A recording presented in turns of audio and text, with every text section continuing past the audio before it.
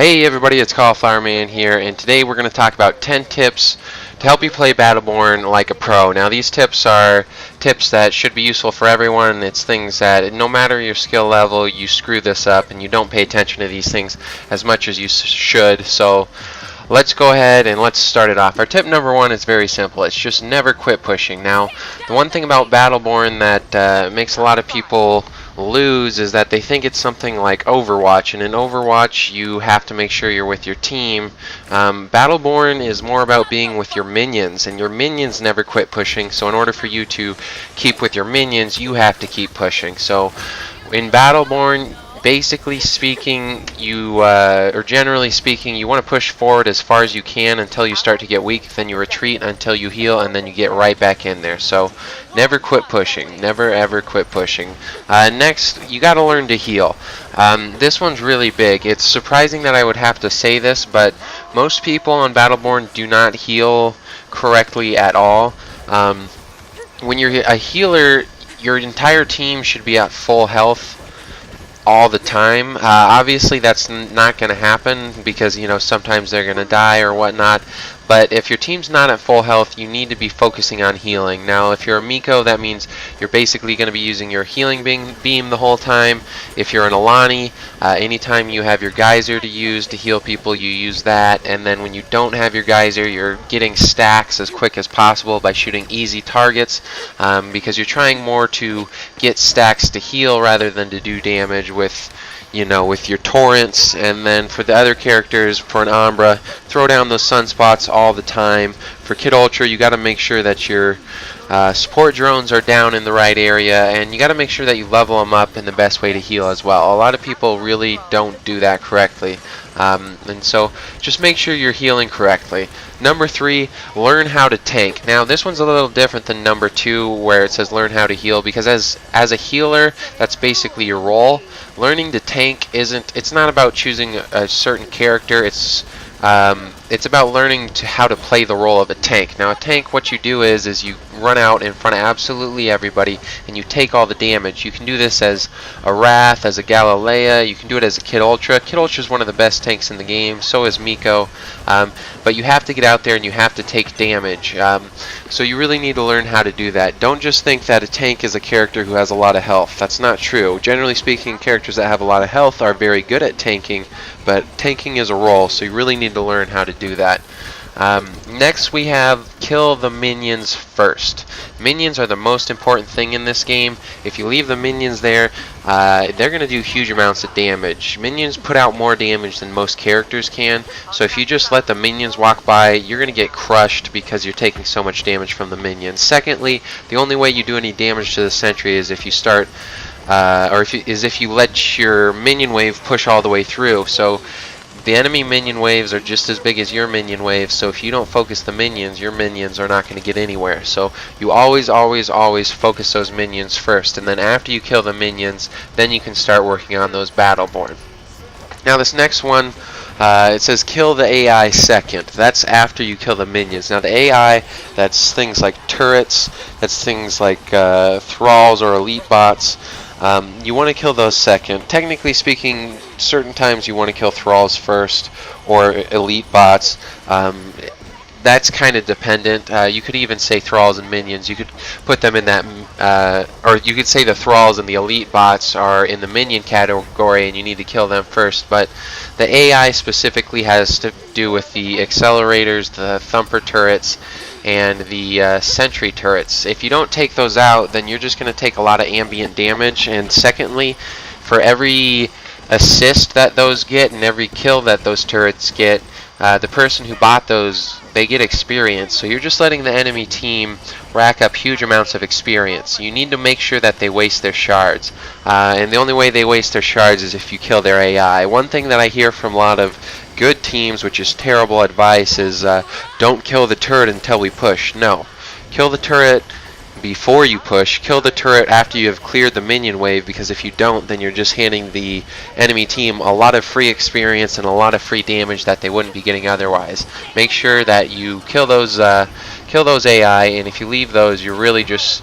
going to end up ruining your own team and your own pushes, and it's really not something that you want to do. So next, hire Thralls. This is something that I see so many people forget about. And there's certain characters that are better at hiring Thralls, but the Thralls are made for pushes. And there's two different types of Thralls, and they're for two different types of pushes. The first is the Thrall that's right in front of me right here. It's the single Thrall, the Berserker. The Berserker is specifically designed so that you can clear enemy minion waves. He has a special skill that will clear a full minion wave, including a shepherd, in one hit.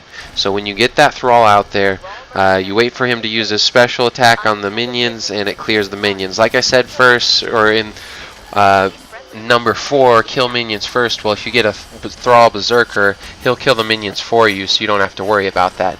The double Thralls, those shoot a lot of damage, and they're a lot better for Battleborn or for taking out enemy sentries. But you need to hire Thralls, and especially if you're someone who has a sort of sniping weapon, those are the perfect people for it. But always make sure to hire those Thralls, especially if you're getting beat by the other team. A good way to level up is to get those Thralls, and it's a good way to help out just in case you're a little bit outmatched by the enemy team's skills. Next, number 7, buy defensive AI. I don't know how many times I see teams completely forget to buy the Thumper at their Sentry or the Sentry turret near their Sentry bot. If you don't do this, you're just leaving your Sentry wide open to attack. I always try to get that Thumper at least level 1 right as I get out of there, or as soon as possible. Generally speaking, I'll buy my health regeneration gear first, and then I'll try and buy a couple defensive things. But if you ever have to teleport back to base and you've got shards, make sure to build up those things. If you don't, your team's just going to get run through as soon as you die out.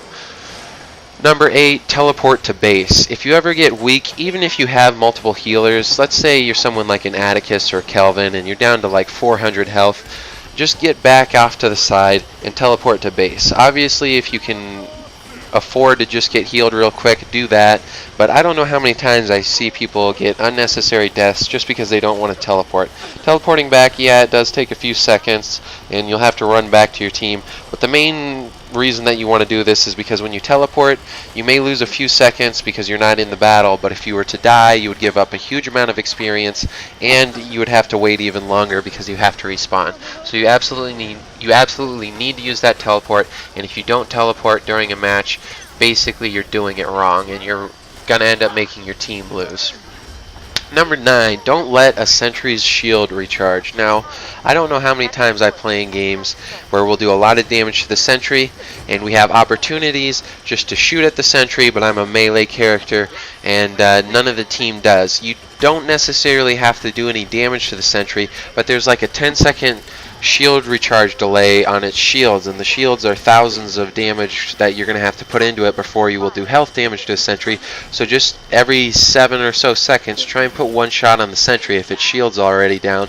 That way, when you actually have the chance to push, you don't have to melt through its shields, you just have to do damage to the health. This is something that I see almost nobody do. Even at the super high levels, I played with some great teams before, and almost nobody does this ever, and it really irritates me. It's the easiest thing you can do to put yourself over the top, and I don't know how many games I've played where it's 4v5, or maybe my team's just absolutely terrible, but whenever we get the Sentry's shields down, I'll just keep that shield down, and we end up getting the win, even though the other team was playing far better than our team was playing. So always remember, the Sentry's shield has an incredibly long shield recharge delay, so all you have to do is literally shoot it once. That's it. Takes one shot, and then that shield recharge delay gets reset, and you have to wait another 10 seconds for the shield to recharge. So if you do that, you're going to absolutely push your team over the top. And then finally, number 10, level intelligently. If you're new at the game, there's really nothing you can do about this other than try out different levels. Don't just choose one that seems to work and then not try the other ones if you haven't looked up videos for it. If you are watching this video, obviously I've got a bunch of different Helix guides, so just look at those. You really need to understand each choice and why it's used, and who it's strong against and who it's weak against. The one thing that I see all the time is people will play characters like an Alani, and they'll put the healing on her Riptide. That's a terrible choice, and you're going to ruin your team if you do that. So always make sure that you think through the levels really thoroughly, and make sure that you're making intelligent choices, and don't ruin your team by your choice.